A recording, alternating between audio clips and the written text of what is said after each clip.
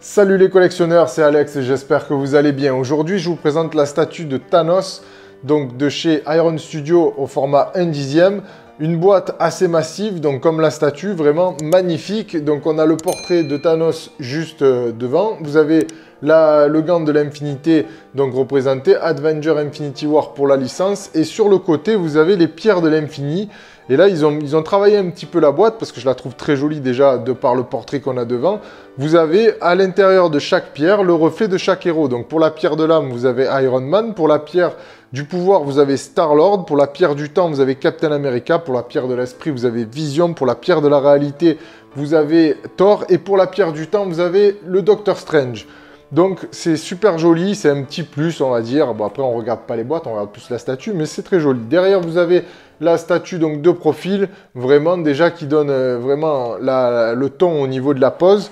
Sur le dessus, vous avez Avenger Infinity War. En dessous, le drapeau brésilien et les crédits comme d'habitude chez Iron Studio. Dread it, run from it, destiny arrives all the same. Alors les amis, on passe en vue donc plus resserrée.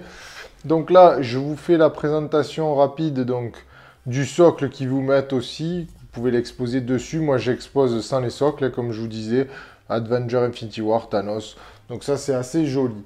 Alors, en tout, la statue, elle est en 1, 2, 3, 4, 5, 6, 7 pièces, on va dire. Donc, on a un premier socle ici, que vous voyez, donc, très joli. Par contre, là, il n'y a rien en dessous comparé aux autres socles qui nous ont mis d'habitude. Donc, vous le posez ici. Vous avez un autre socle qui vient donc sur le dessus, ici, voilà, qui s'emboîte. Donc, ça donne un socle qui est assez joli, travaillé, quelque chose quand même, là-dessus, on a aussi, c'est ça qui va apporter le dynamisme donc, à la pose de Thanos.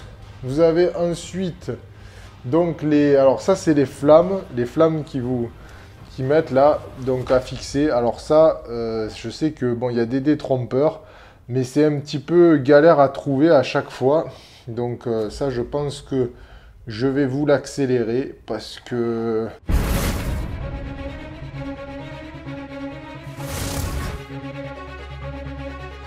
Ici. Voilà. Là, on y est. Donc, on a vraiment un très joli socle. Magnifique. Ensuite, on a donc Thanos. Alors, franchement, il est vraiment sublime aussi. Quand on voit le travail qu'ils font, mais c'est vraiment un truc de fou. Alors, donc là, est-ce qu'il est bien mis? Pas vraiment. Voilà, là il est bon. Alors, le bras, vous avez un bras, donc vous avez le bras avec le gant, et vous avez un trou. Alors, ce trou, c'est pour mettre cette lampe. C'est pas une lampe que Iron Studio vous a fait cadeau. Vous appuyez sur la lampe et ça s'allume.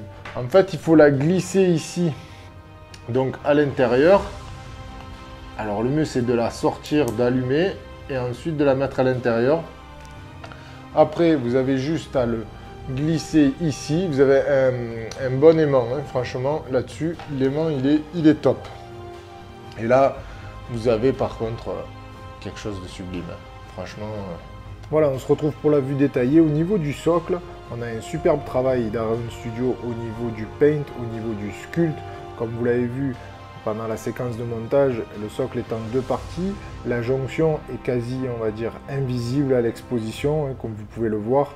Alors, tout le travail sur la roche, il y a un aspect un petit peu brillant, mais qui n'est pas gênant, qui n'est pas ultra prononcé, qui pourrait faire cheap. On a ces magnifiques flammes translucides, des boules de feu, flammes enflammées translucides qui vraiment subliment ce socle avec cette pose. Et toujours maintenant, le dynamisme du socle embellit réellement la pose de la statue. C'est vraiment un magnifique socle qui vraiment image bien la pose qui a été choisie pour représenter Thanos donc, face à Iron Man. Comme vous pouvez le voir, tout est super bien géré. Pour tout ce qui est salissure, toujours pareil sur les chaussures, on a toujours un très beau travail. Vous avez les bottes qui sont vraiment très très belles. Cet aspect, on va dire, un petit peu lisse, mais on a toujours la différence entre les bottes plus, vous avez sur les genoux un effet un peu de métal doré qui est vraiment très très beau. Les semelles sont super bien travaillées, on va dire, et finies. On a un aspect vraiment très très beau. Au niveau du pantalon, vous avez des textures qui sont vraiment magnifiques. Et ça, je trouve que c'est super joli. On voit vraiment la démarcation entre les bottes et le pantalon. Il y a du travail, il y a du sculpte. Pareil pour la ceinture, qui rappelle les ornements, on va dire, des genoux. Et vous avez ensuite tout ce relief sur le haut de la tunique violette. Et toujours pareil, le haut, les ornements et tout ça. Donc tout ça est superbement travaillé. On a une qualité vraiment superbe, une couleur de peau, mais vraiment superbe et accurate par rapport au film. Donc c'est vraiment une magnifique statue qu'il nous propose, une pose iconique, comme je vous disais, à travers le film. Elle est vraiment emblématique, elle est aussi forte que le film, je dirais. C'est ce moment-là. On a le gant aussi qui est vraiment très bien représenté, on le verra un petit peu en zoom tout à l'heure. Mais comme vous pouvez le voir, même dans le dos, tout est superbement travaillé. On a vraiment quelque chose de très détaillé. Il n'y a aucune bavure. Tout est vraiment super propre. La peau de Thanos est vraiment superbe. On va parler maintenant un petit peu du HS. Comme vous pouvez le voir, il est magnifique. Tout le travail qui a été fait, surtout je trouve sur la dentition, qui est vraiment sublime. Vous pouvez constater qu'on dirait presque des vraies dents, de l'émail. Tous les traits du visage, ces stries, on va dire ces rides sont vraiment magnifiques. Le seul petit bémol, si je puis dire, c'est cette pose qui on lui voit pas bien les yeux. Voilà. Les yeux sont le regard est très froncé, mais c'est vraiment pour moi très très beau. Après vous avez donc le fameux gant de l'infini qui est parfait, c'est-à-dire au niveau du paint, on est sur quelque chose de superbe, vraiment accurate au film, au niveau des nuances, de tout ce qui est utilisé. Alors là il est allumé, mais avec la lumière vous n'allez pas beaucoup voir. Donc voilà, globalement c'est une réussite. Si vous êtes fan de Avengers Infinity War, il vous faut cette statue. Moi je la trouve sublime, à chaque fois que je la regarde.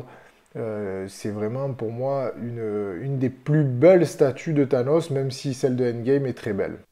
Alors la conclusion donc pour cette statue de Thanos de chez Iron Studio, franchement magnifique. C'est le travail, le paint, la pose, il y a tout, c'est de A à Z. J'arrive pas à lui trouver de défaut, franchement. J'ai beau chercher, je la regarde depuis tout à l'heure en me disant à la conclusion qu'est-ce que je vais dire. Si vous avez l'occasion de la prendre, prenez-la. Au niveau des prix, c'est 180-190 €. Voilà, donc dites-moi ce que vous en pensez dans les commentaires, likez, partagez.